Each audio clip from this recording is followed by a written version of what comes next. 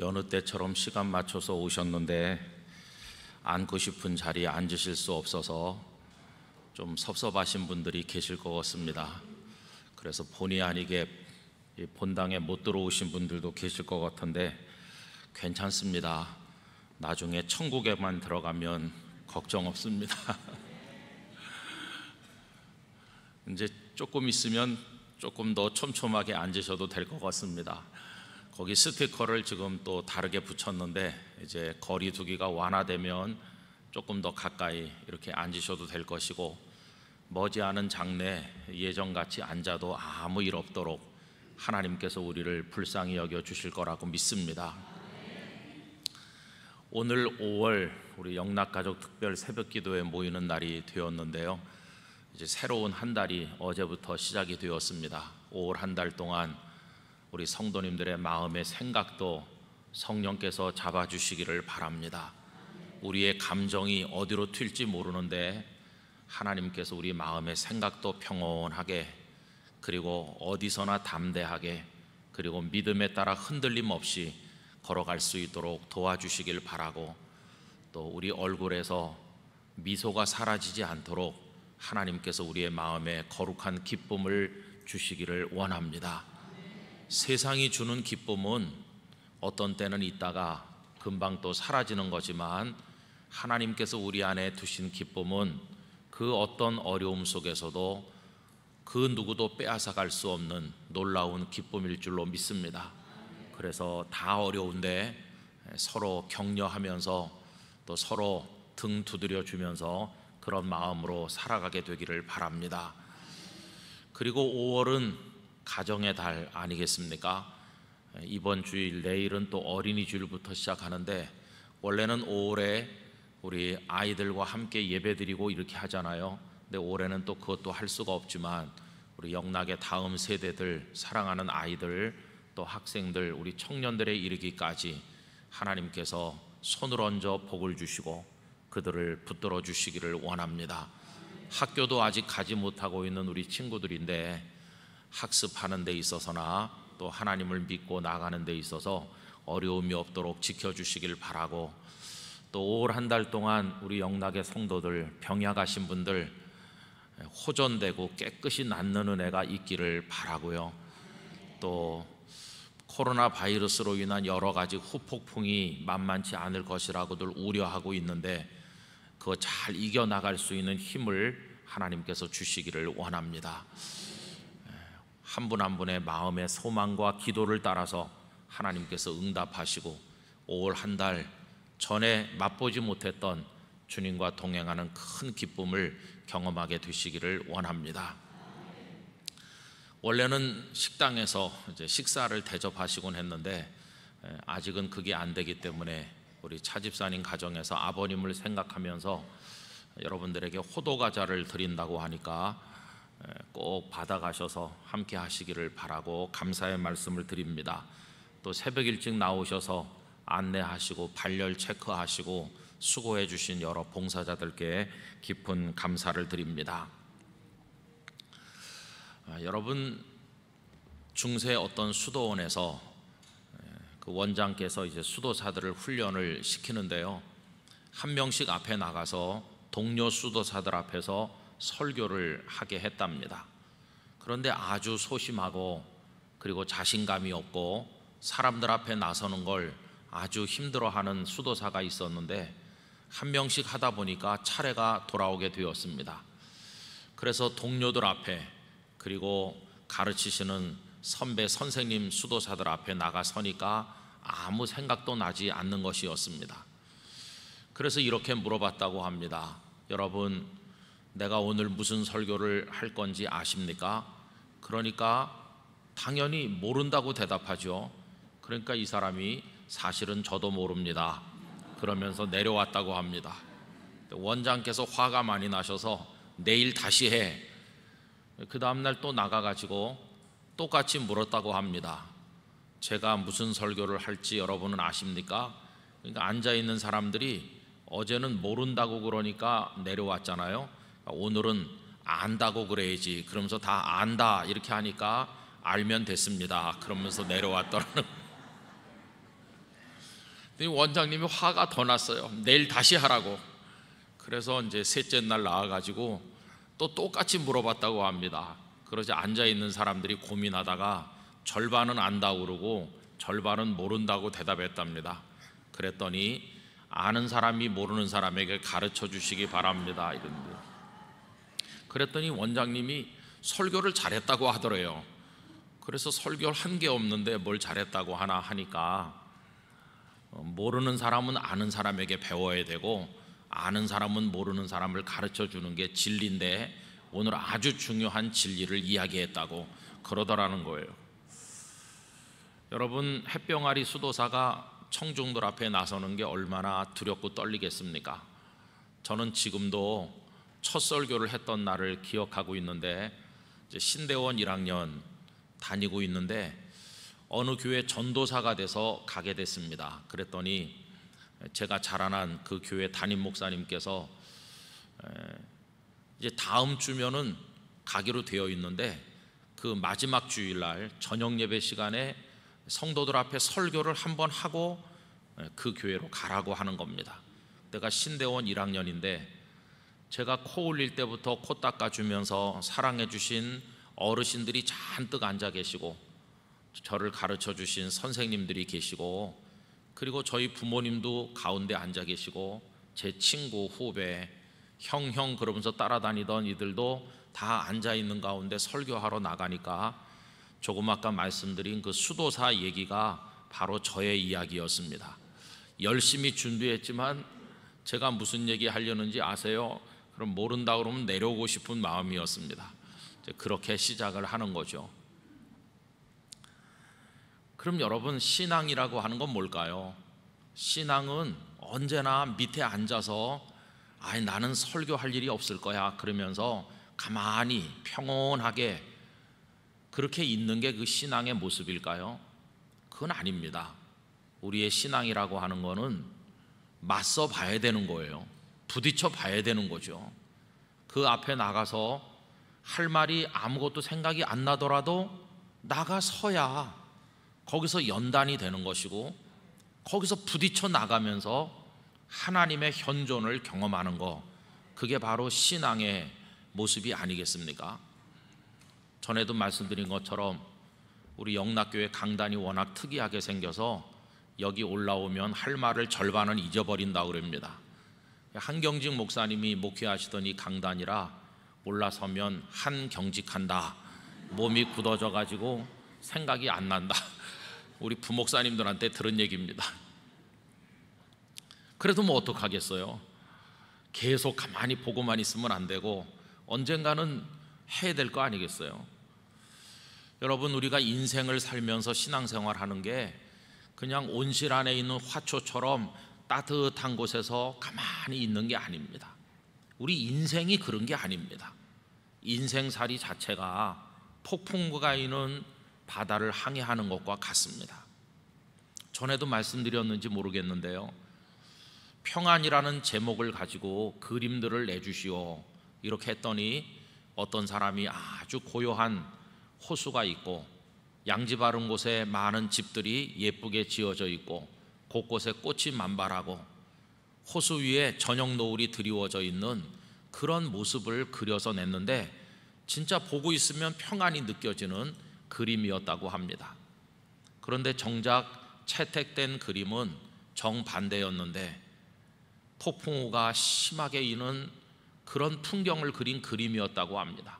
그런데 한쪽 귀퉁이에 바위가 있고 그 바위 아래 새집이 있는데 그 바위 틈에서 어미새와 새끼들이 쉬고 있는 모습을 그린 그림이 평안이라는 주제의 그림으로 가장 잘된 것으로 채택이 되었다고 합니다. 왜 그럴까요? 고요한 호숫가 마을을 그린 그림은 보기에는 좋지만 현실과는 동떨어진 그림이기 때문입니다. 우리 인생의 현실은 그렇게 고요하지 않거든요. 폭풍우가 이는 바다와 같은 거죠. 그럼에도 불구하고 우리가 평안을 말할 수 있는 것은 하나님께서 우리에게 큰 바위와 같이 되시고 우리를 그 바위 틈에 숨겨주시기 때문인 줄로 믿습니다. 그래서 인생을 살아가는 동안에 우리 신앙은 어디서 드러나느냐 하면 그 폭풍 가운데서 신앙의 그 능력이 나타나는 것이고 우리와 함께 하시는 하나님을 경험하게 되는 것입니다. 여러분, 오늘 읽은 말씀은 너무도 유명한 말씀인데요, 제자들은 어느 날 극과 극의 경험을 하게 됩니다. 오늘 우리가 22절 말씀부터 읽었는데 그 앞에 21절까지는 오병이어의 사건이 기록되어 있습니다. 예수님께서 굶주린 사람들에게 떡 5개 물고기 2마리로 배부르게 먹게 해주시고 남은 걸 거뒀는데 12광줄이나 거두지 않았습니까? 여러분, 그때 그 제자들의 모습이 어떠했을까를 상상을 해보실 필요가 있습니다. 많은 사람들이 왔는데 먹을 게 없어서 다들 고통 중에 있었는데 주님으로 인해서 그 많은 사람들이 배불리 먹지 않았어요. 그리고 그걸 주신 분은 누구십니까? 주님이십니다. 그런데 손에 들고 다니며 나눠준 사람들은 누구죠? 제자들입니다. 여러분, 착각은 바로 거기서 일어나는 거죠. 누가 주시는가?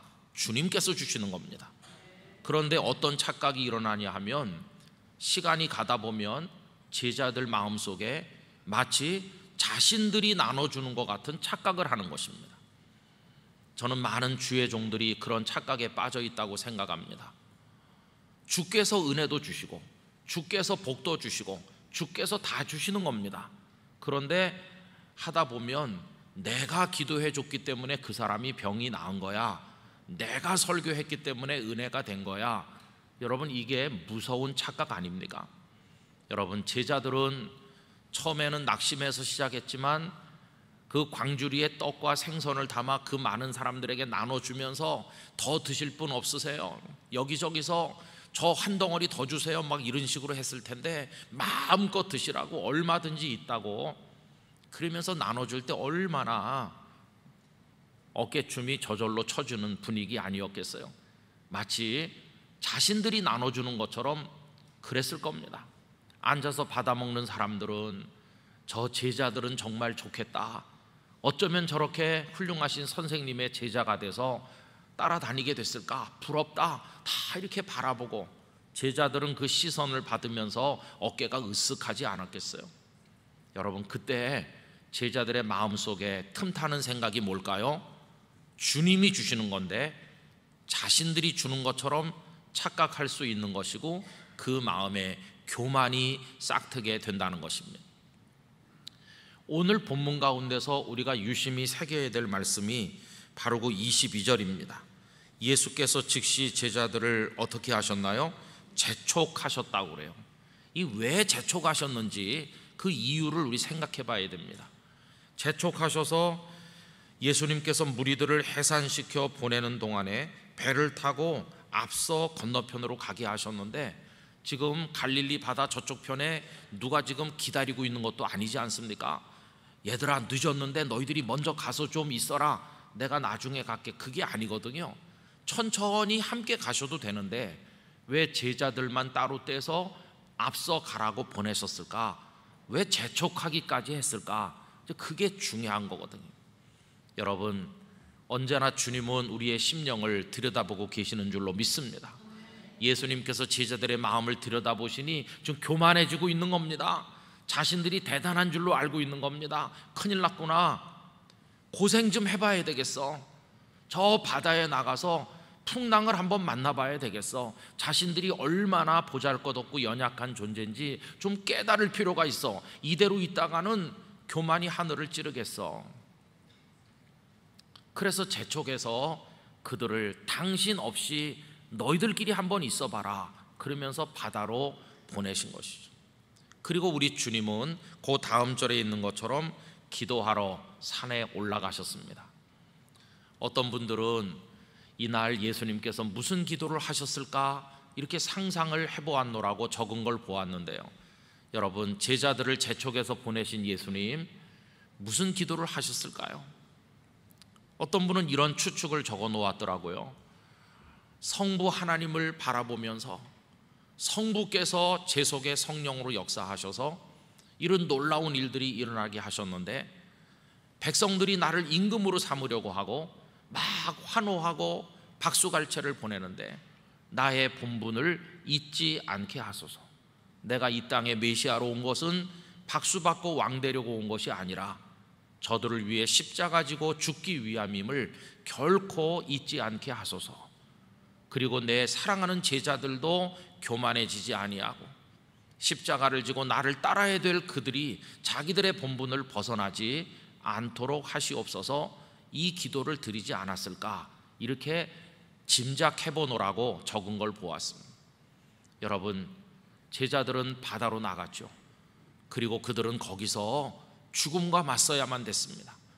바다에서 잔뼈가 굵은 사람들이 그 속에 여러 명이 있었지만 그 바람이 불고 풍랑이 일어나니까 마치 폭풍우 있는 바다처럼 그들은 거기서 아무것도 할 수 있는 게 없었습니다.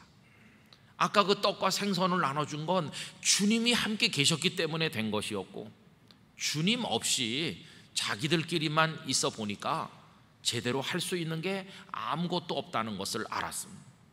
여러분, 그것은 위대한 깨달음입니다. 주님 없이 나는 살 수 없어, 이거 깨닫는 것 놀라운 은혜라고 믿습니다. 우리들은 다 교만 가운데서 예수님 없어도 살 수 있을 것처럼 착각하지만 우리 주님의 은혜 아니면 우린 아무것도 아닌 것입니다. 여러분, 폭풍우는 왜 불어오는가? 잠든 영혼을 깨워서 정신을 차리도록 하기 위한 우리 주님이 사용하시는 방식이라는 사실을 알아야만 될 것입니다. 예를 들면 화재가 나서 한쪽에 불이 붙고 있는데 어떤 사람이 정신없이 깊이 자고 있다면 어떻게 해야 될까요? 깨워야 되겠죠. 그런데 깨워서 안 일어나면 어떻게 해야 될까요? 엉덩이를 걷어차서라도 깨워야 되겠죠. 주님은 깊이 취해 있는 우리들을 깨우기 위해서 어떤 때는 폭풍이라는 방법도 사용하실 때가 있다는 것입니다. 정신을 차리게 하시는 거죠. 그렇게 해서라도 우리를 구원하시려는 것이 우리 주님의 뜻인 것입니다. 여러분, 2차 세계대전은 정말 참혹한 전쟁이 아니었습니까? 독일이 다른 나라 사람들을 많이 죽이기도 했지만 독일 사람들도 많이 상했거든요. 당시 독일의 유명한 신학자이며 설교자였던 칼 하임이라는 분이 이런 글을 써놓은 게 있습니다. 사흘 전 나는 슈투트가르트에서 폭탄에 절명한 두 사람의 장례식에 참석했다. 그리고 언덕 위에 올라서서 파괴된 시가지를 내려다보고 있을 때 내 마음에 이런 생각이 떠올랐다. 하나님께서는 사람들을 잘못된 안전의식으로부터 정신을 차리고 깨어나 두렵고 떨림으로 구원을 이루도록 하시기 위하여 이처럼 어마어마하게 무서운 방법까지 사용하시는 것을 볼 때 인간의 영혼이 구원을 받는다는 것이 얼마나 크고 엄숙한 일인가 생각하지 않을 수가 없었다. 영원한 축복과 구원은 세상의 그 어떤 보배보다도 더 귀하기 때문이다. 이렇게 적고 있습니다. 그분은 절명한 사람들의 장례식에 참석하고 파괴된 시가지를 내려다보면서 이 참혹한 방법을 통해서라도 하나님께서는 우리들을 깨우고 계시는구나, 정신을 차리게 하시는구나, 이런 참혹한 일을 통해서라도 하나님을 바라볼 수만 있다면 편안한 가운데 있다 영원히 멸망하는 것보다 그 영혼의 구원을 받는 게 더 복되기 때문에 하나님께서는 이런 전쟁의 폭풍우까지 불게 하시는구나, 이렇게 깨달았다고 하는 것입니다. 여러분, 저는 코로나19 바이러스를 우리들이 하나님의 뜻 안에서 해석하게 되기를 원합니다. 그 중국의 우한 사람들이 뭘 잘못했나? 뭐 여러 가지 얘기들이 떠돌지만 우리 확인할 길이 없죠. 그러나 우리 믿음의 사람들은 이 사태를 하나님의 손의 뜻 안에서 발견해야만 될 것입니다. 저는 이 사태가 세상의 물질 문명에 취하고 인간적 욕망에 도취돼 살아가고 있는 우리 세상을 향해서 하나님께서 깨우시는 행동이라고 생각합니다. 정신을 차리라고 하시는 거라고 생각을 하는 것입니다.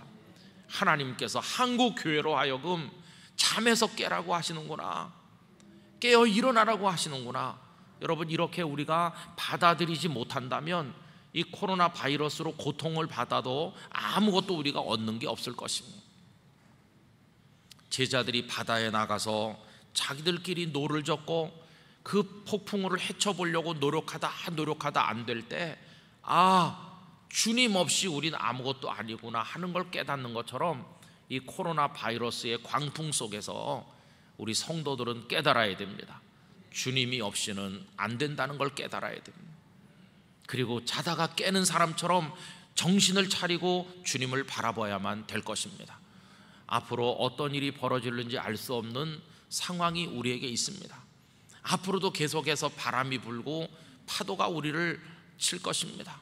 경제적인 어려움의 파도도 밀려오고 사회가 혼란스러운 그런 파도도 밀려오고 많은 사람이 좌절하는 그런 시련도 우리들에게 다가와서 우리를 차례차례 덮칠 것입니다. 그 속에서 우리는 그동안 얼마나 안일했었나, 얼마나 교만했었나, 우리 스스로 못할 게 없는 것처럼 큰 소리치며 주님을 배제하고 떵떵거렸던 우리의 잘못된 모든 거 그거 다 깨우쳐야 될 것입니다. 정신을 차리고 일어나는 우리 모두가 돼야 될 줄로 생각을 하는 것입니다. 우리 영락교회 성도들의 영혼이 민감하게 되기를 원합니다. 우리 영혼의 안테나를 높이 세워야 됩니다. 폭풍 속에서 하나님께서 주시는 말씀이 뭔지를 잘 수신해서 영혼으로부터 들려오는 하나님의 음성을 듣는 그런 기회로 맞이하시게 되기를 간절히 바라는 것입니다. 그리고 우리가 생각해야 될 중요한 사실은 그 폭풍 속에 제자들만 있었던 것이 아니라 주께서 같이 계셨다는 것입니다. 여러분, 그들이 밤 사경쯤에 어쩔 줄 몰라 할 때 주님께서는 물 위를 걸어서 그들에게 다가오지 않으셨어요. 이 코로나19의 바이러스 광풍 속에도 우리 버려져 있듯이 우리만 있는 게 아니라 주께서 걸어오고 계시는 줄로 믿습니다. 주님이 함께 계신 거죠. 그런데 제자들은 주님께서 자신들과 함께 하실 거라는 걸 전혀 생각 못했습니다. 그래서 뭔가 이렇게 형체가 다가오는 걸 보는 순간 유령이라고 소리 질렀습니다. 왜 그들 중에 어느 한 사람도 주님이실 거라는 생각을 못했을까요? 이게 영적으로 확 닫혀 있는 거죠. 여러분, 많은 성도들이 인생의 폭풍우를 만날 때 주님이 자신과 같이 계실 거라는 생각을 못하는 사람들이 많이 있습니다. 우리 잘 아는 대로 창세기 28장 형님 에서의 복을 가로채듯 해서 외삼촌 라반의 집으로 도망가던 야곱을 생각해 보세요. 들판에서 홀로 돌베개하고 잠들었을 때 그는 자기 혼자인 줄 알았습니다. 그 마음의 고독과 외로움을 그리고 미래에 대한 두려움이 그를 감쌌고 이 넓은 들판에 나 홀로 있다. 여러분, 그가 생각하지 못했던 게 뭡니까? 하나님께서 함께 계시다는 거, 그 생각하지 못한 것이죠. 그런데 그날 밤 꿈속에서 하늘의 사다리가 내려오고 하나님의 사자가 내려왔다 올라갔다 하면서 하나님께서 그에게 뭐라고 약속을 하십니까? 나는 여호와니 너의 조부 아브라함의 하나님이요 이삭의 하나님이라. 네가 누워있는 땅을 내가 너와 네 자손에게 주리니 네 자손이 땅의 티끌같이 되어 내가 서쪽과 동쪽과 북쪽과 남쪽으로 퍼져나갈지며 땅의 모든 족속이 너와 네 자손으로 말미암아 복을 받으리라. 내가 너와 함께 있어 네가 어디로 가든지 너를 지키며 너를 이끌어 이 땅으로 돌아오게 할지라. 내가 네게 허락한 것을 다 이루기까지 너를 떠나지 아니하리라 하신지라. 할렐루야. 여러분, 폭풍 속에서도 주님은 우리를 떠나지 않으시고 당신의 뜻을 이루시고 우리를 향하여 복을 허락하여 주실 줄로 믿습니다. 주님 나와 함께 계시다. 그래서 야곱이 그날 밤에 깨달은 놀라운 깨달음, 평생 그에게 축복이 됐던 깨달음은 하나님께서 함께 계신다는 거였습니다. 그 다음날 아침에 깨어 일어나서 이렇게 말하죠. 여호와여 과연 여기 계시거늘 내가 알지 못하였도다. 세상에 가장 안타까운 영적 무지가 있다면 폭풍 속에 주님도 함께 계시다는 걸 모르는 무지, 이게 가장 심각한 영적인 무지인 것입니다. 두렵도다 이곳이요 다른 것이 아니라 이는 하나님의 전이요 하늘의 문이로다. 깨닫고 보니 여기가 바로 하나님이 계시는 곳이구나. 그래서 베델이라고 이름을 지었는데 베델, 하나님의 집이란 뜻 아닙니까? 여기가 바로 하나님의 집이다. 나 있는 곳이 하나님이 같이 계시니 내가 어디 있든지 거기가 베델이 될 줄로 믿습니다. 이걸 깨닫는 거죠. 그 다음부터는 그가 가는 곳에 하나님이 같이 계시니까 어디나 베델이고 어디나 성전이고 어디서나 하나님과 동행하는 거죠. 성도 여러분, 코로나 바이러스 속에 우리 주님이 걸어오고 계신 줄로 믿습니다. 고통받는 우리를 향해 걸어오는 거죠. 그 주님은 믿음의 눈으로 보지 않으면 보이지 않습니다. 주께서 우리를 다 버리신 것 같지만 영락의 성도들 눈이 열려서 우리를 향해 오고 계신 그분이 유령이 아니라 주님이시라는 걸 깨닫게 되기를 원하는 것입니다. 주님이 오고 계시다. 여러분, 그게 우리에게 큰 용기와 힘을 줄 것입니다. 파도가 거세지만 주님은 파도보다 강하십니다.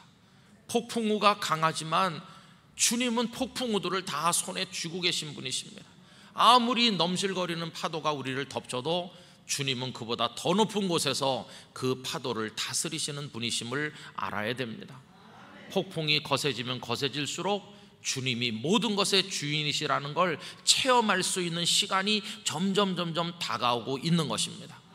5월 한 달을 살면서 어떤 어려움이 다가오는지 모르지만 어려움이 심해질수록 은혜를 받을 시간도 다가오고 있다고 하는 사실을 기억하면서 그 주님을 믿음의 눈으로 바라볼 수 있는 우리 모두가 되기를 간절히 원하는 것입니다. 여러분, 모든 상황 속에 우리와 함께 계실 주님을 의지하시고 승리하시기를 원합니다. 우리 성도님들의 가정에 어떤 폭풍우가 일고 있는지 저는 잘 모르겠습니다. 그러나 폭풍의 바람만 부르는 게 아니라 주님도 점점 가까이 오고 계시다. 은혜의 시간이 점점 가까이 오고 계시다. 전에 경험하지 못했던 기적의 순간이 다가오고 있다. 이걸 믿으면서 담대하게 승리하는 우리 모두가 되기를 간절히 원하는 것입니다. 그리고 여러분, 마지막으로 드릴 말씀은 이제 주님이 가까이 오시는 걸 깨달았으면 이제는 믿음의 도약을 해야만 되겠다는 것입니다. 여러분, 베드로가 어떻게 했습니까? 베드로가 주님이시거들랑 나를 명하여 오라 하소서 이렇게 얘기하죠. 여러분, 만일 주님이시거든 나를 명하사 물 위로 오라 하소서. 주님이시거든이란 말 속에 여러 가지 의미가 들어있어요. 주님이 맞으신가요? 아, 주님이신가요? 그런 의미도 들어있고, 당신께서 주님이시라면 물 위로 오라고 명령하십시오. 여러분, 주님은 어떤 분이십니까? 야야야 위험하다, 배 위에 그냥 있어, 이렇게 말씀하는 주님이 아니시고 주님은 뛰어내리라고 하시는 분이십니다. 물 위로 오라고 부르시는 분이십니다. 여러분, 아직 바다가 잔잔하지 않아요. 아직도 폭풍이 계속 일고 있어요. 그런데 주님은 물 위로 오라고 하신다니까요. 여러분, 여기가 우리가 주님에 대해서 오해하는 가장 심각한 대목입니다. 우리는 평소에 주님을 어떤 분으로 이해하느냐 하면 잔잔하게 해주시는 분으로 이해합니다. 잔잔하게 해주시고 나서 그 다음에 이끌어 가시는 분이라고 이해하는데 순서가 거꾸로입니다. 아직도 파도가 일고 있는데 먼저 뛰어내려서 오라고 부르시는 분이, 그분이 주님이십니다. 여러분, 요단강물이 갈라진 다음에 제자들이 건넌 게 아니죠. 요단강물이 넘쳐 흐르는데 제사장들은 언약궤를 메고 그 무시무시한 물이 흐르는 속으로 발을 들여놓지 않았습니까? 먼저 믿음으로 발을 들여놓았더니 그 다음에 물이 멈춰서잖아요. 여러분, 여기 베드로에게도 그 폭풍 속으로 뛰어내릴 것을 먼저 요구하셨어요.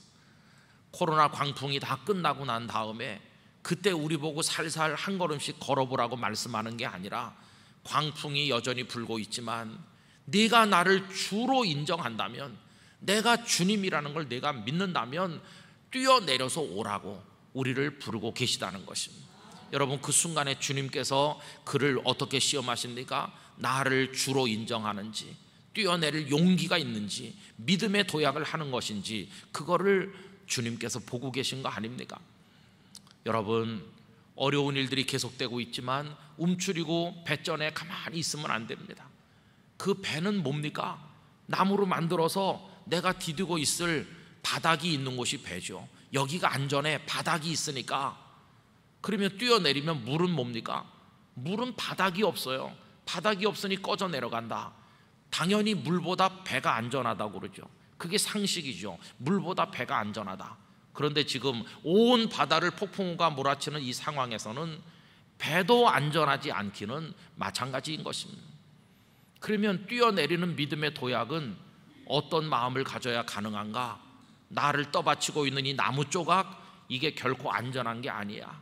진짜 안전은 저 주님께 있다.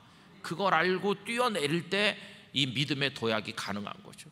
지금도 많은 사람들이 자기가 타고 있는 배를 믿고 있어요. 내가 그래도 뭐 가진 거 있지 않냐, 내가 그래도 어떤 줄이 있지 않냐, 나는 그래도 배 안에 있지 않냐.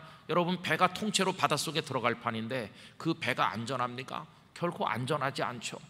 우리에게 참된 안전은 주님께만 있는 줄로 믿습니다. 그거를 버릴 수 있는지, 그 배를 버리고 주님께 갈 수 있는지, 인간적인 수단을 포기하고 주님께로 뛰어내릴 수 있는지, 그게 관건이라는 걸 우리는 기억을 해야만 될 것입니다. 아까 서두에서 우스꽝스러운 수도사의 이야기를 했지만 언제까지나 다른 수도사가 설교하는 걸 듣고 가만히 있겠어요? 아무것도 생각이 나지 않고 두렵지만 그 청중들 앞에 나가서 설교를 하는 걸 해봐야 되는데, 도전해야 되는데 주님이 도우실 줄로 믿습니다. 뛰어내리는 거죠. 그렇게 시작하는 거죠. 그렇게 시작을 하면 주께서 붙들어 줄 거 아닙니까? 때로는 실패도 합니다. 도약을 했다가 때로는 빠질 때도 있어요. 이 베드로도 물속으로 빠져들어가지 않았습니까? 그러나 주님이 내버려 두셨나요? 아니요. 반드시 잡아 일으키시는 거예요. 꺼내 주시는 거예요. 주님은 보고만 계신 분이 아니십니다. 손 내밀어 꺼내 주실 줄 믿고 뛰어들어야 되는 것이죠. 우리 영락교회도 마찬가지입니다. 형편이 좋아질 때까지, 모든 조건이 무르익을 때까지 일단은 관망하는 거다. 여러분, 관망만 하고 있으면 그 배 안에 가만히 있는 것과 같아요. 과감한 도전을 할 수 있는 교회가 되기를 원합니다. 아직도 폭풍우가 일지만 주님 바라보면서 뛰어내리는 겁니다. 여러분, 그게 신앙인 것입니다. 신앙은 형편 좋아질 때까지 이렇게 하고 있는 게 아니라, 형편은 여전히 어렵지만 주님 붙들고 달려가겠습니다. 바로 거기서 바다를 잔잔케 하시는 주님을 만나는 것이고, 손 내밀어 주시는 주님을 만나게 되는 것입니다. 여러분, 믿음의 도약을 하지 않았더라면 베드로는 여느 제자와 같았겠지만 믿음으로 뛰어내린 덕택에 물 위를 걷는다고 하는 사람으로서는 상상도 못할 일을 그날 경험하게 된 것입니다.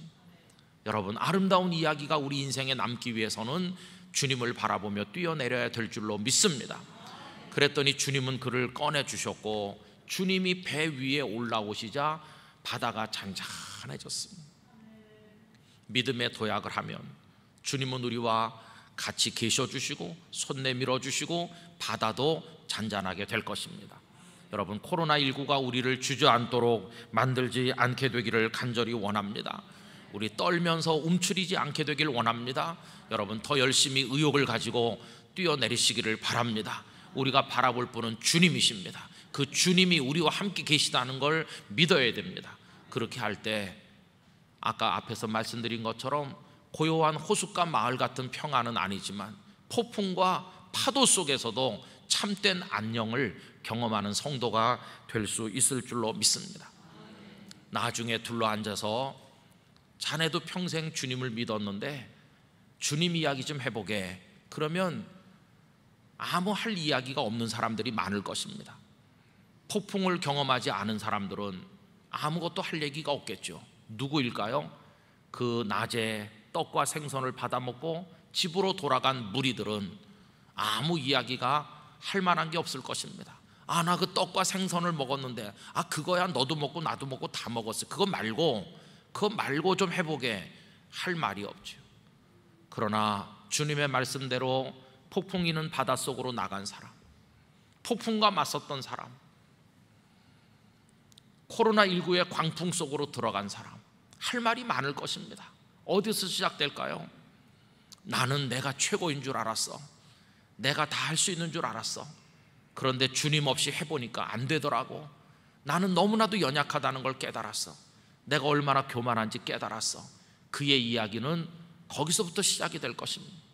그 두려움, 그 불안함, 그 밤새 애썼던 그 고통스러운 시간들, 그 다 이야기할 것입니다. 그러다 밤 사경쯤 걸어오시는 그분을 만나는 감격, 두려워하지 말라고, 내니 평안하라고 하시면서 다가오시던 그 주님의 정겨운 음성, 그 음성을 들었을 때 그 마음의 감격, 그리고 베드로는 다른 사람이 못하는 이야기를 한마디 더 했겠죠. 나는 그때 뛰어내렸다네. 그랬더니 주님이 내 손을 잡아주셔서 빠져들어가는 나를 건져주셨다네. 그 다음부터 나는 알게 되었네. 주님은 모든 순간에 나와 같이 계시다는 것을, 그리고 내가 그분만 바라보면 주님은 손 내밀어 주신다는 것을, 그리고 그분은 바람과 파도보다 더 높은 곳에 계신 모든 것을 다스리시는 분이라는 걸 알게 됐네. 이제부터 나는 그분과 더불어 살고 그분 안에 거하고 세상의 어떤 폭풍과 파도 속에서도 주님이라는 거대한 바위 틈에서 안식할 것일세, 이렇게 말할 수 있지 않겠습니까? 우리 영락의 성도들이 남들이 말할 수 없는 이야기를 고백할 수 있는 분들이 되시길 바랍니다. 그건 주님을 만난 사람만 할 수 있는 기가 막힌 이야기인 것이고, 그게 신앙의 이야기인 것입니다. 여러분, 그런 마음으로 다가오는 5월, 6월, 7월 우리의 남은 생애를 살아가게 되기를 바라는 것입니다. 정신을 우리 차려야 되겠습니다. 코로나 바이러스로 주님은 우리를 깨우고 계십니다. 교만에서도 깨고 안일한 신앙에서도 깨라고 하십니다. 119 대작전은 우리를 깨워서 바로 세우기 위한 아주 좋은 훈련이라고 생각합니다. 이제 조금 있으면 119 대작전 절반이 마무리되고 반환점을 돌아서게 되는데, 나 지금까지 참여하지 못했는데 괜찮습니다. 제가 며칠 후에 영상을 미리 녹화하면서 이런 말씀을 드렸습니다. 시작이 반이라고 그랬으니까 지금 시작하면 반은 그냥 채우고 들어가는 겁니다. 나머지 반이라도 하면 됩니다. 그러니까 여러분 다 독려하셔서 하면서 우리 영혼의 촉각을 다 예민하게 깨워가지고 주님을 바라보면서 그 광풍 소리에 우리의 귀가 멀지 말고, 광풍 속에서 들려오는 두려워하지 말라 나다 하시는 그 음성을 더 크게 들을 수 있는 우리 영락의 성도들이 되시기를 바라는 것입니다. 볼지어다 내가 세상 끝날까지 너희와 항상 함께 있으리라. 어떤 상황에서도 함께 하실 주님 의지하면서 나아가시는 우리 모두가 되기를 바라고, 5월 한 달에도 주님과 더불어 승리하는 아름다운 이야기, 수많은 간증들을 체험하시게 되기를 축원합니다. 기도하겠습니다. 전능하신 하나님 아버지, 이 새벽에도 저희들을 깨워 하나님의 집으로 불러주신 것을 감사합니다. 아직 이 세태가 완전히 끝나지 않아서 가정에서 온라인으로 드리는 성도들도 많이 계시고 예배당에 나온 성도들도 많이 계십니다. 우리들 머리 위에 하나님의 손을 얹어주시기를 원합니다. 그동안 너무 안일하였습니다. 나태하였습니다. 잠들어 있었습니다. 교만하였습니다. 우리 자신을 믿었습니다. 스스로의 힘으로 할 수 있는 것처럼 착각하였습니다. 주께서 우리를 코로나의 광풍 속에 깨우시는 줄로 믿습니다. 정신을 차리라고 하시는 줄로 믿습니다. 한국 교회가 깨어 일어나게 하여 주시기를 원합니다. 겸손히 엎드리게 되기를 원합니다. 그리고 폭풍 속에 함께 계신 주님을 깨닫기를 원합니다. 지금 밤 사경쯤 우리에게 다가오고 계신 주님을 영적으로 바라볼 수 있게 해주시기를 원합니다. 두려워하지 말라 나다 하시는 그 음성을 듣는 귀가 열리게 하여 주시기를 원합니다. 주님이심을 알았다면 영락의 모든 성도들이 믿음의 도약을 하게 하여 주시옵소서. 아직 폭풍우가 일고 있다고 두려워하지 말고 뛰어내릴 수 있는 믿음의 도전의식을 허락하여 주시기를 원합니다. 서로 우리가 빠져들어가도 주님은 보고만 계신 분이 아니고 손 내밀어 일으켜 세워주시고 건져주실 것을 깨닫게 하여 주시기를 원합니다. 신앙의 승리를 경험하게 해주시기를 원합니다. 주여, 대한민국의 배에 타주시길 원합니다. 우리 가정의 배에 타주시길 원합니다. 이 파도를 잔잔케 해주시기를 원합니다. 주님의 능력을 저희들에게 경험시켜 주시기를 원합니다. 우리 모두가 이 어려운 사태 속에서 쓰러지는 것이 아니라 일어서게 하여 주시길, 또 오뚜기 같은 믿음을 가지고 승리하게 하여 주시옵시고, 연약한 것이 아니라 오히려 연단받아 강해지는 기회가 될 수 있도록 은총을 허락하여 주시옵소서. 성도들 한 분 한 분 가정 심령마다 큰 은혜를 쏟아주시고 5월 한 달 동안 우리 안에 기쁘고 감사한 간증들이 많아지도록 역사하여 주시옵소서. 오늘 새벽에 각자가 가지고 나온 기도의 제목과 마음의 소원들이 있을 터인데 내 믿음대로 될지어다 내가 원하는 이 깨끗함을 받으라 말씀하여 주시기를 원하오며, 한 분 한 분의 심령을 주님의 평강으로 가득가득하게 채워 주시옵소서.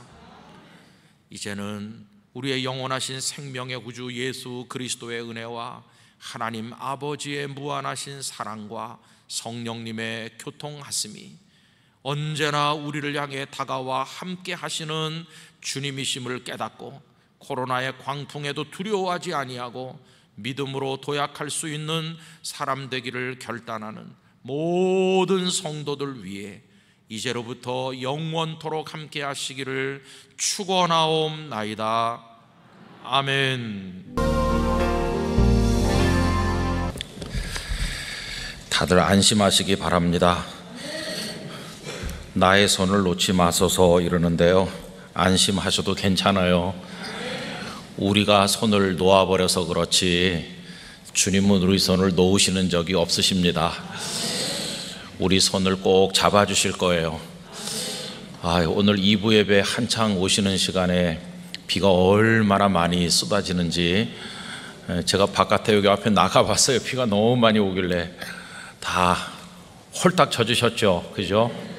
네, 은혜로도 홀딱 젖으시기 바랍니다. 후회 안 하시죠? 예배당 오신 거 오늘. 네, 오히려 비 맞으면서 오면요, 그래도 내가 갔어, 비 맞으면서. 이게 마음에 뿌듯해요. 참 감사한 일이죠. 이렇게 예배할 수 있어서 가정에서 예배 드리시는 성도님들, 우리 다 같이 하나님의 은혜 가운데 예배하는 시간이 되기를 바랍니다. 오늘 읽은 이 말씀은 예수님께서 마태복음 13장에서 천국이 이렇다 하시면서 비유들을 말씀하신 가운데 나오는 소위 진주장사의 비유입니다.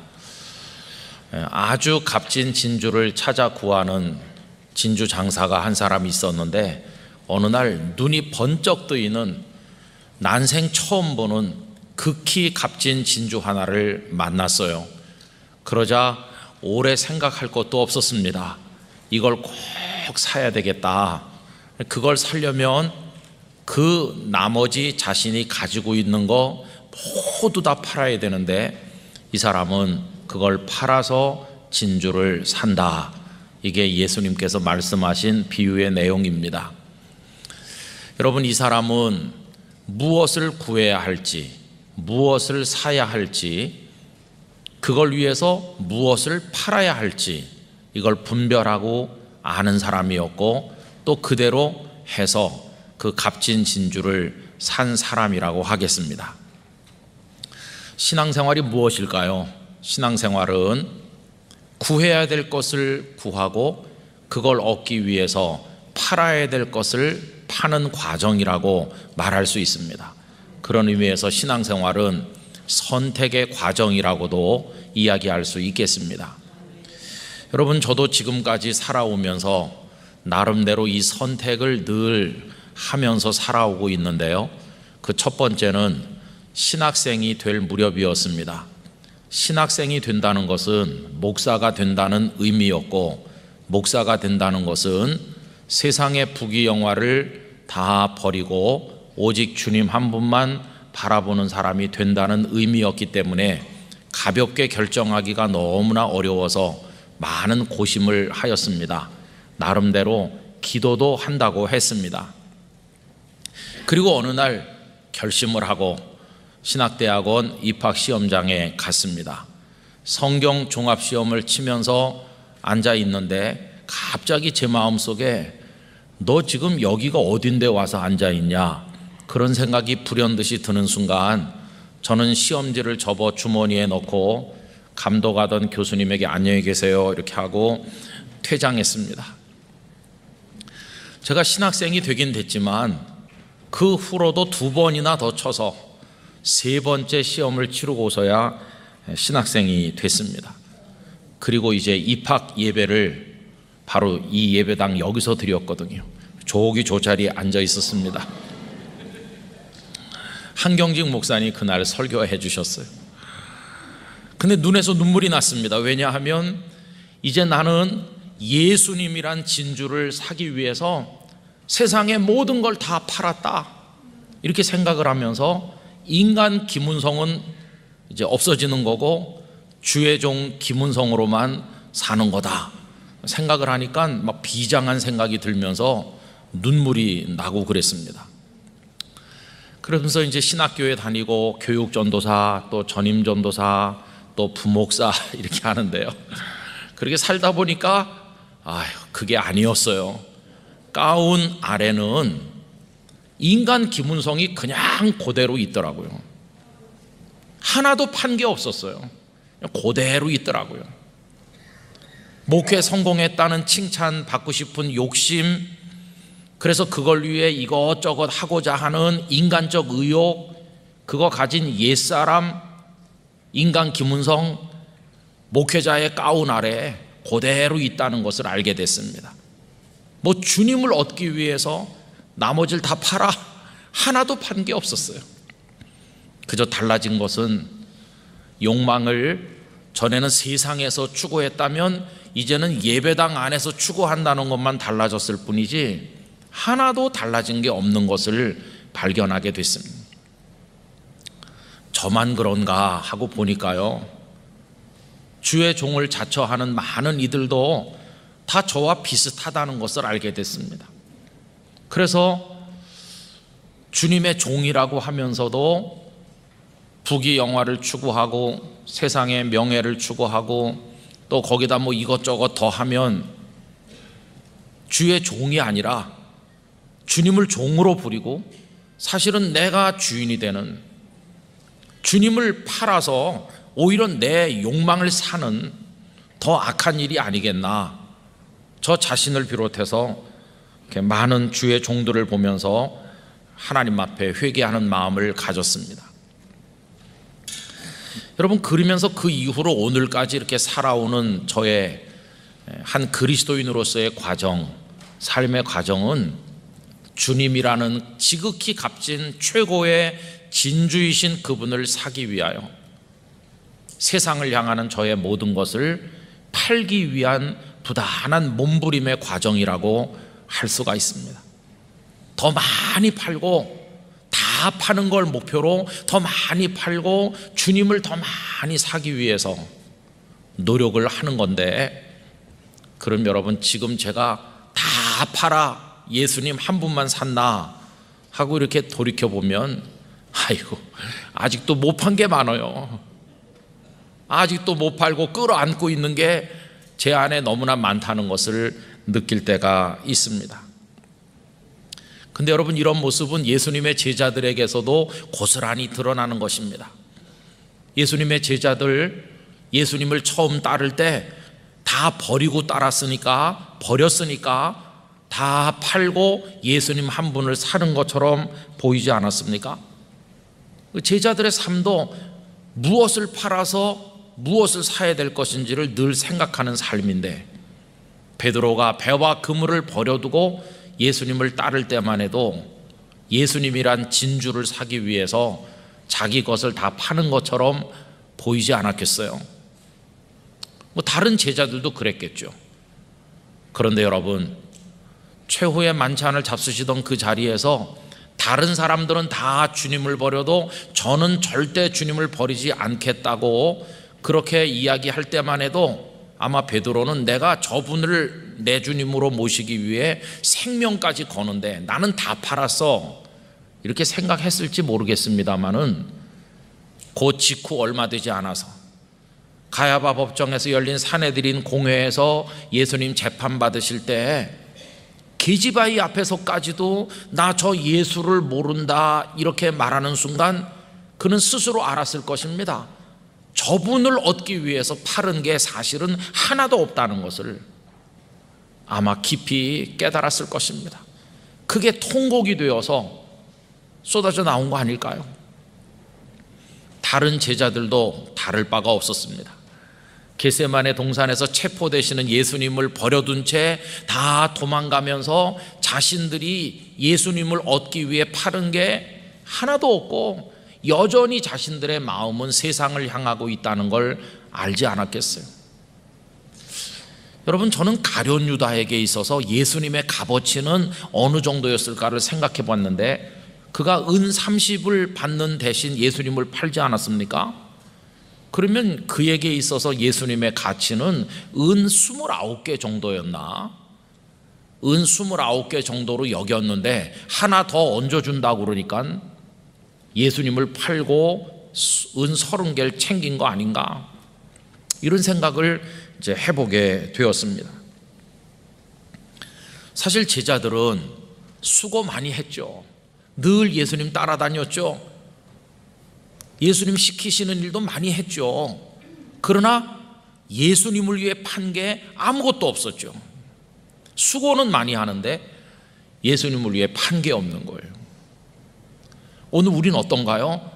교회 열심히 오고 예배드리고 봉사도 열심히 하고 열심히 하는데 정말 예수님을 위해서 팔았나? 이렇게 생각해 보면 판 게 없는 것 같은 그런 생각 안 드세요?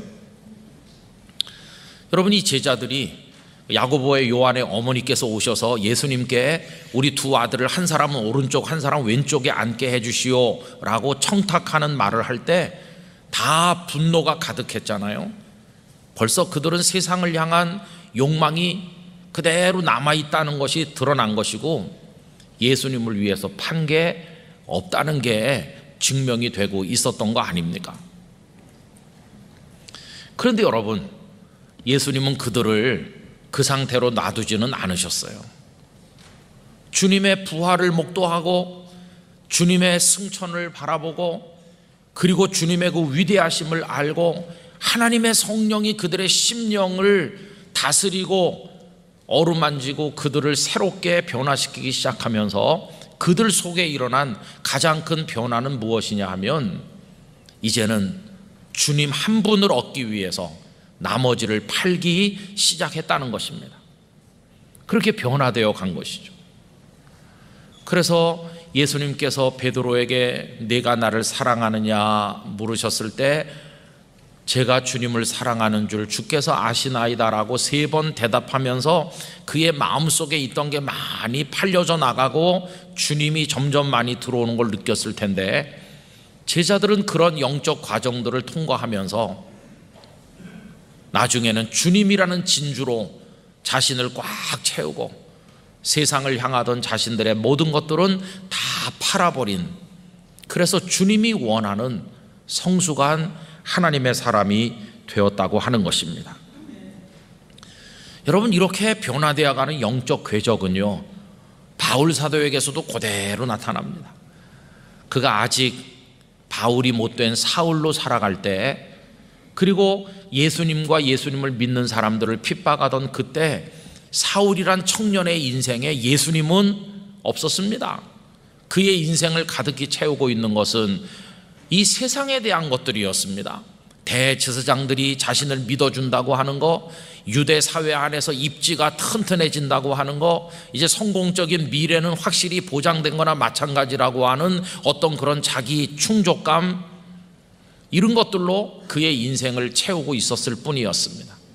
그런데 어느 날 다메섹에 있는 예수님의 사람들을 잡아오기 위해 가다가 예수님 앞에 거꾸러지죠.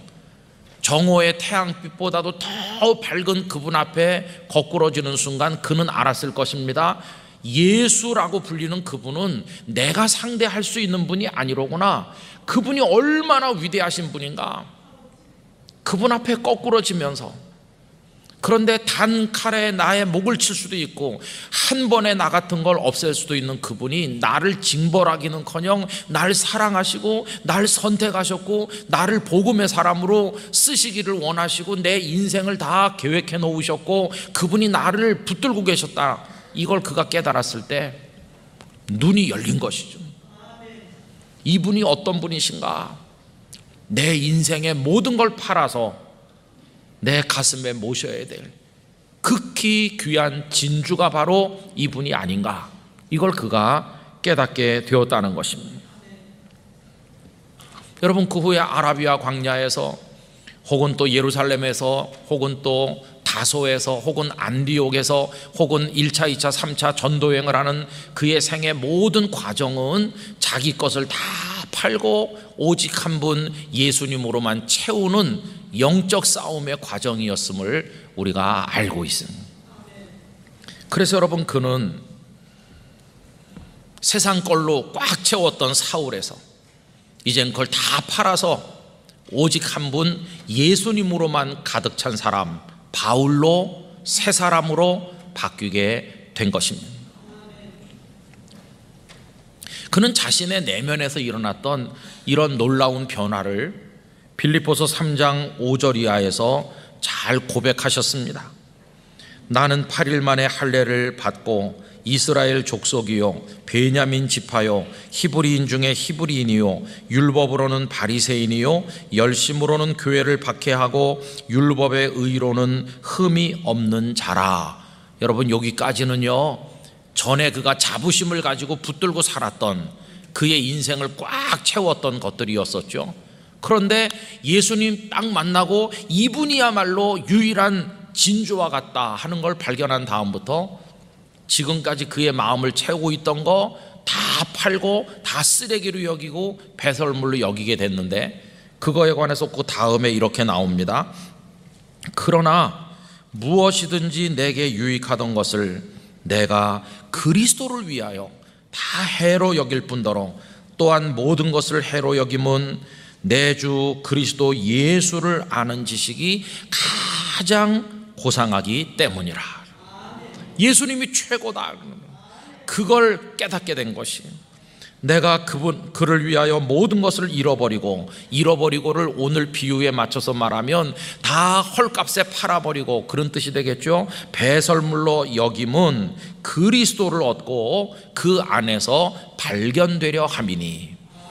옛날에는 자기 자신을 어디서 발견했습니까? 로마 시민권 가진 사람, 바리새인 중에 바리새인, 제사장들이 믿어주는 사람, 뭐 많이 공부한 사람, 그런 것들 안에서 자기를 과시하려고 했는데, 이젠 그거 다 버리고 예수 그리스도라고 하는 빛 안에서 자기 자신을 새 사람으로 발견하게 된 것이었어요.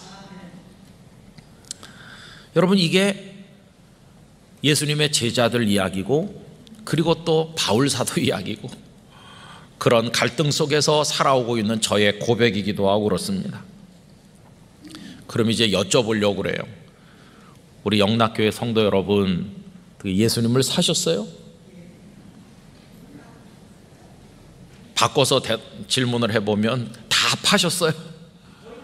거의 다 파셨어요? 아직 안 판 게 있으시다, 그죠? 여기 비유 속에 나오는 이 진주 장사는요, 다 팔았다는 거예요. 다 팔아 그 진주를 사느니라. 여러분, 이 다자가 중요한 건데 어떻게 다 파셨어요? 말씀을 안 해서 그렇지 제가 다 알고 있어요. 팔 생각이 없거나 아직도 팔기 너무 아깝다고 생각하시거나 이걸 팔아야 되나 말아야 되나 그런 생각 많이 하고 계시잖아요. 여러분, 신앙은요, 덜 중요한 것들을 과감히 팔아서 더 중요한 것을 계속 사는 겁니다. 그렇게 하다 보면 가장 중요한 분은 예수님밖에 없다는 걸 발견하게 돼요.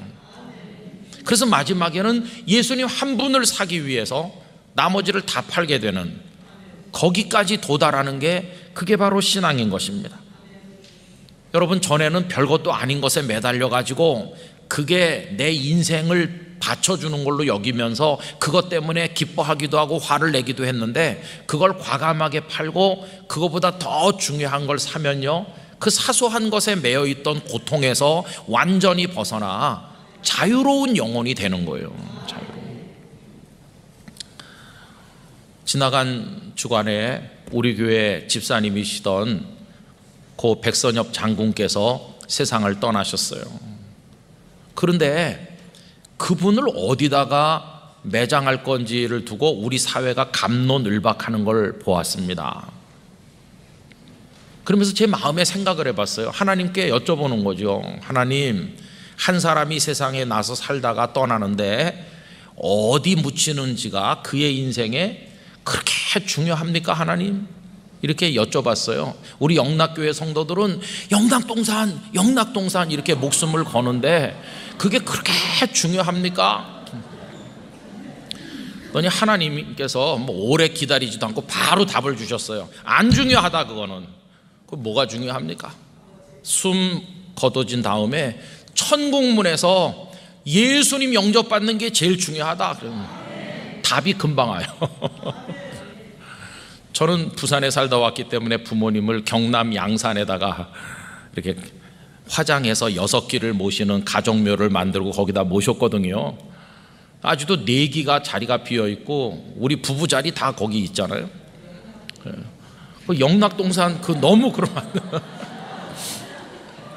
근데 보세요 여러분, 아니 이거 정말 중요한 얘기인데, 묘지가 중요하죠. 그러나 그거보다 더 중요한 게 뭐예요? 천국문에서 예수님 영접을 받는지 못 받는지, 그게 더 중요하잖아요. 그럼 이제 나는 천국문에서 내 주님의 영접을 받을 줄 믿습니다 하는 그 믿음 가지면, 뭐 매장지가 어디면 어때요? 거기서 이제 자유로울 수 있잖아요. 여러분, 이게 하나의 예입니다. 그 다음에 또 요새 뭐에 매달려 살고 계세요? 그 사람이 날 무시했는데 내가 코를 납작하게 해줄 기회를 찾고 있어요. 거기 매달려 계십니까? 그럼 이렇게 생각을 바꾸세요. 이기고 지는 거는 중요한 게 아니야. 뭐가 중요하냐? 주님이 기뻐하시는 게 중요하지. 이렇게 생각을 바꾸시면요, 그래서 내가 져주는 거예요. 내가 져줌으로써 공동체가 평안하고, 그래서 예수님이 너 잘했다 기뻐하시면 나는 더 큰 걸 얻은 건데, 이기고 지는 게 뭐 그렇게 중요하겠어요? 전에는 그 사람을 못 이겨서 막 화가 나고 그 때문에 기도가 안 되고 그랬다면, 이렇게 생각을 바꾸면 영혼이 자유로워지는 것이에요. 주님이 기뻐하신다, 그걸로 은혜가 충만해져요. 이게 그리스도인들, 우리 선배들이 누리던 영적 자유인 것입니다. 이 자유를 누리시기를 축복합니다. 예수님께서도 이 판단의 문제, 덜 중요하고 더 중요하고 가장 중요한 게 뭔가에 관한 말씀을 바리새인들과 사두개인들을 책망하시는 가운데 말씀하신 바가 있습니다. 마태복음 23장 18절 이하를 읽어드리겠습니다. 너희가 또 이르되 누구든지 제단으로 맹세하면 아무 일 없거니와 그 위에 있는 예물로 맹세하면 지킬지라 하는도다. 맹인들이여, 어느 것이 크냐? 그 예물이냐? 그 예물을 거룩하게 하는 제단이냐? 그러므로 제단으로 맹세하는 자는 제단과 그 위에 있는 모든 것으로 맹세하며, 또 성전으로 맹세하는 자는 성전과 그 안에 계신 이로 맹세하며. 그 뒤에도 계속 이어집니다. 한번 생각해 보세요. 사람들이 제단 위에다가 뭐 양이나 염소 같은 제물을 바치잖아요. 그럼 제물하고 그 제물을 하나님께 드릴 제물이 되도록 거룩하게 하는 제단하고 어떤 게 더 중요합니까? 제단이 더 중요하다는 거예요. 그러면 제단보다 더 중요한 건 무엇입니까? 제단을 품고 있는 성전이 더 중요한 거죠.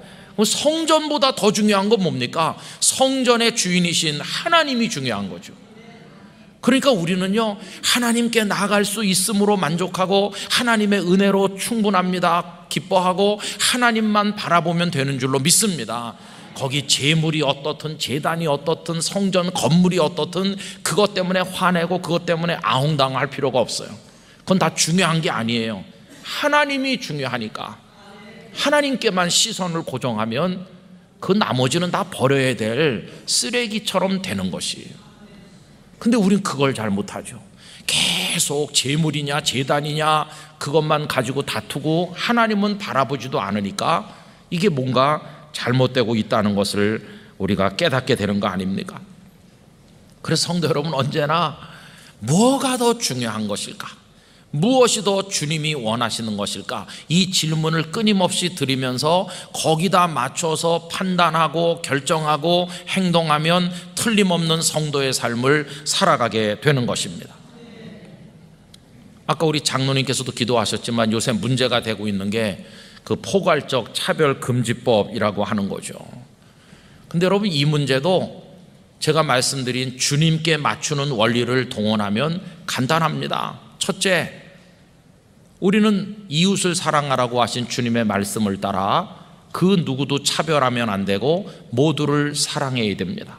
가난한 사람이나 부한 사람이나 배운 사람이나 적게 배운 사람이나, 그리고 뭐 남자나 여자나 어느 나라 어느 민족 사람이거나 피부색에 상관없이 그의 현재 종교에 상관없이 심지어는 동성애자인지 아닌지에 상관없이 이웃을 사랑하라고 하신 게 주님의 뜻이니까 차별에 우리도 반대하고 누구나 다 차별 없이 사는데 찬성하고 그들을 사랑합니다.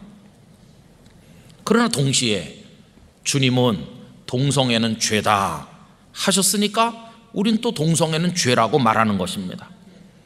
여러분, 그 이웃을 사랑하는 거하고 그 죄를 인정하는 거하고는 전혀 다른 얘기입니다. 그건 차원이 다른 얘기예요. 우리는 사랑하라고 그랬으니까 사랑하되, 그러나 그건 죄라고 그랬으니까 죄라고 말하는 것뿐이에요.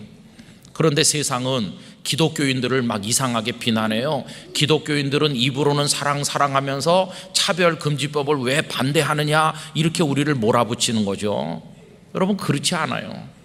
우리는 다 사랑하지만 주께서 죄라고 하신 것을 포함하는 그게 아니라, 그런 독소조항, 우리 가정과 나라를 무너뜨릴 그런 걸 뺀 건강한 차별금지법을 만들자고 주장하는 것뿐이에요. 여러분, 저는 앞으로 우리가 이 세상을 살아가다 보면 어려운 일 많이 만날 거라고 생각합니다. 여러분, 세상은요 더 복잡해질 겁니다. 더 시끄러워질 것입니다. 더 혼란할 것입니다. 갈등은 더 심화될 것입니다. 우리가 인생을 살다 보면 어느 쪽으로 가야 될지 몰라서 갈림길에서 고민하는 일을 더 많이 만날 것입니다. 그때 나는 어떻게 할 것인가? 대답은 간단합니다. 덜 중요한 걸 버리고 더 중요한 걸 택하면 되는데, 가장 중요한 분은 예수님이십니다. 가장 중요한 건 그분이 무엇을 원하시는가? 그게 가장 중요한 것입니다. 언제나 기준을 그렇게 정하고 살면 조금도 실수하지 않고 그리스도인의 삶을 지켜나가게 될 줄로 믿는 것입니다. 그렇게 계속 하다가 나중에는 그게 바로 모든 걸 팔아 주님을 사는 건데, 그렇게 계속 하다 보면 생명까지 팔아서 주님을 사게 될 때 그걸 가리켜서 순교라고 이야기하는 것입니다. 저는 영락교회 성도들께서 모든 걸 다 가졌지만 정작 가장 값진 예수님은 가지지 못하는 그런 실수에 떨어지는 이가 있어서는 안 된다고 생각합니다. 다른 걸 다 팔아서라도 한 분 예수님을 사시는 데 성공하시기를 바랍니다.